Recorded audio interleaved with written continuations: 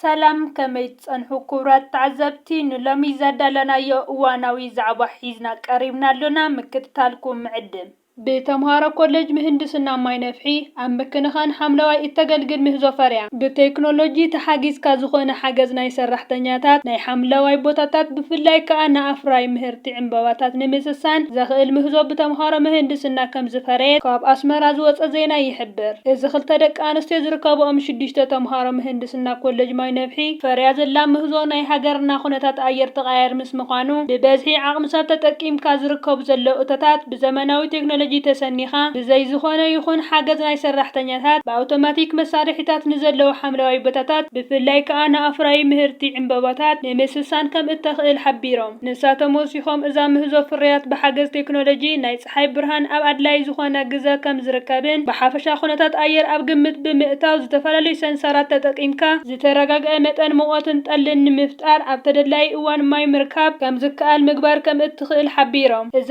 ምህዞ ከቢድ ወፃኢታት ዝሓትት ወፍሩ ናብ ዝተሓተ ደረጃ ንምውራድ ሓጋዚት ምዃና መሃዝታ ይሕብሩ። እዛ ብዞም መሃንዲሳት ፈርያ ዘላ ምህዞ ኣብ ፌስቲቫል መናእሰያት ተወዳዲራ ከም ዝተዓወተት እቲ ዝተዘርግሐ ሓበሬታ የረድእ። ኣብ ኤርትራ ኣብ ነፍሲ ወከፍ ዓመት ተምሃሮ ኮሌጅ ኣብ መወዳእታ ዓመት ትምህርቶም ዘቕርብዎ መጽናዕታዊ ጽሑፍ ከም ዘቕርቡ ዝፍለጥ ኮይኑ እዚ መጽናዕታዊ ጽሑፍ ናብ ግብሪ ንኸሰግር ግን ደገፍ ዝምልከቶ ኣካል ሰብን ጸጋ ዜጋታት ከም ዘየለዎ ወትሩ ጻውዒት ከም ዘቕርብ የረድእ። አንበርበብ ሼር ካምፓኒ ብዝተፈላለዩ ሞያታት ኣባላቱ ኣሰልጢኑ አንበርበብ ሼር ካምፓኒ بعودات ጽገና ተሽከርከርትን ምሕደራ መቀየራ ኣቑሑትን ካብ 3 ኣዋርሕ ክሳብ 1 ዓመት ዘሰልጠኖም 93 ኣባላቱ ብ29 ጥሪ ኣመሪቑ። እዚ ብክልስ ሓሳብን ግብርን ዝተውሃበ ስልጠና ምስ ምዕባለ ቴክኖሎጂ ተሽከርከርቲ ንምጉዓዝ ከምኡ እውን መተካእታ ክኢላታት ንምፍራይ ዝዓለመ ከም ዝኾነ ዝሓበረ ሓላፊ ምዕባለ ዓቕሚ ሰብ ኢንጂነር ናሆም ሚልዮን ሰልጠንትን ኣሰልጠንትን ንዘርአይዎ ተገዳስነትን ዕቱብነትን ኣመጊሱ ኣብቲ ኣጋጣሚ እቲ ትካል ካብ ዝምስረት ዘካየዶ ስልጠናታትን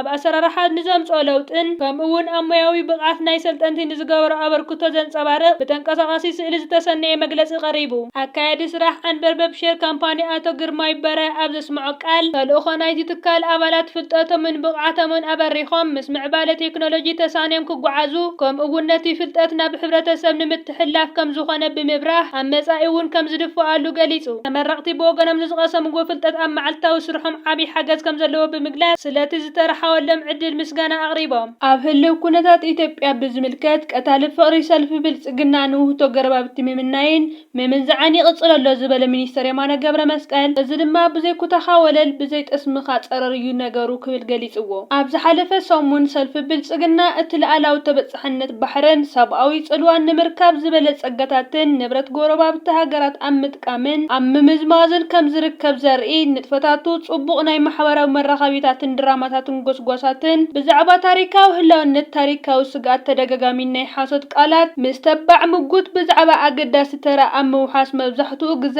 ምስ ምልዕዓል ወታደራዊ ምፍርራሕ ተጸሚዱ ዝርከብ መስመር መራኸቢ ቀይሕ ባሕሪ ንጹር መጠንቀቕታን ምልክታትን ናይ ዝጸገም እዮም ክብል ሚኒስተር የማነ ገብረ መስቀል ገሊጹ። ሚኒስተር የማነ ነዚ ዝበለሉ ኣብዚ ብዘይ ኩታኻ ወለል ብዘይ ጠስምኻ ጸረር እዩ እቲ ነገር ክብል ቀዳማይ ሚኒስተር ኣብይ ኣብ ዝቐረባ እዋናት ናይ ሓይሊ ኣየር ኤርትራ ስም ከይጠቐሰ ከነኣእስ ድሕሪ ምፍታኑ ስዒቡ ኣብ ዝሃቦ መምርሒ እዩ ገሊጹ። እቲ ሓቅታት ብኻሊእ መንገዲ ቀሊልን ቅንዑን እዩ ዝበለ ሚኒስተር የማነ ኢትዮጵያ ምስ ኩለን መተሓላለፊ ጎረቤት ሃገራት እትገብሮ ኣገባብ ንግዳዊ ምስምማዓት መሰረት ናይ ባሕሪ ንምብጻሕ ኣብ ቀርኒ ኣፍሪቃ ዝርከባ ሃገራት ዘይተገደበን ሰፊሕን ዕድላት ኣሎ ክብል ኣረዲኡ። ብዛዕባ ቀይሕ ባሕሪ ኣመልኪቱ ድማ ኣብዚ ጉዳይ ንኩለን ኣብቲ ንገማግም ባሕሪ ኣብ ውሽጢ ሕጋዊ ስልጣን ኣብ ዝርከባ ሃገራት እዩ ዝምልከት ብምባል እዚ ከዓ ብሕጋዊ ኣዘራርባ ውድእ መደምደምታ ዝተዋህቦ ድሕሪ ሕጂ ንዘተ ክፉት ዘይኮነ ጉዳይ ሓድሽ ኣፍ ደገ ባሕሪ ምርካብ ኣብ ቀይሕ ባሕሪ ምዝራብ ትርጉም ከም ዘይብሉ ብዘሰምዕ ቃና ገሊጽዎ።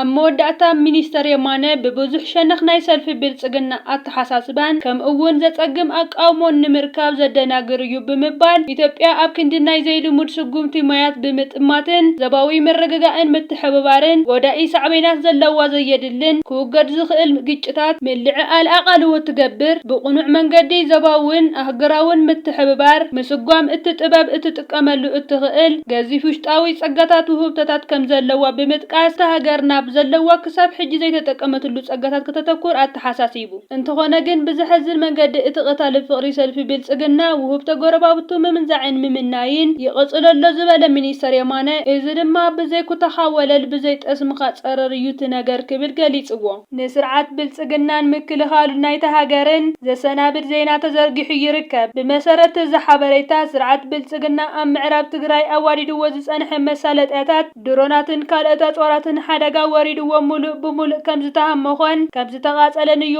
ኣብዚ ጸብጻባት ተጠቒሱ ዝርከብ። እዚ ተኻይዱ ዘሎ ኣብ ልዕሊ መሳለጥያ ሰልፊ ብልጽግና ናይ ድሮን ደብዳባት በየናይ ኣካል ተፈጺሙ ክሳብ ሕጂ ዝተውሃበ ዝርዝር ሓበሬታ የለን። ገለ ወገናት ይጠቕስዎ ከም ዘለዉ ካብ ሱዳን ዝተበገሳ ድሮናት ወይ ከዓ ኣብ ውሽጢ መሬት ሱዳን ዝርከብ ዘሎ ኣርሚ 70 ነዚ ሓደጋታት ፈጺምዎ ክኸውን ከም ዝኽእል ዝለዓለ ተኽእሎታት ከም ዘሎ እዮም ግምታቶም እናስፈሩ ዝርከቡ። ሰልፊ ብልጽግና ብወተሃደራዊ ሓይሊ ብፍላይ ከዓ ድሮናትን ነፈርቲ ኩናትን ጸብለልትነት ኣለኒ እንዳበለ ኣብ ዝሓለፈ መዓልታት ክፍክርን ክዕንድርን ብተኸታታሊ ተዓዚብና ነርና። በኣንጻሩ ግን ድሮናት ስርዓት ብልጽግና ንወተሃደራዊ መዓላ ዘይኮነስ ቆልዓ ሰበይቲ ኮሚደረ ሽጉርትን በርበረን ክድብድባ ኢና ኣብዚ ሰዓታት ንከታተሎ ዘለና።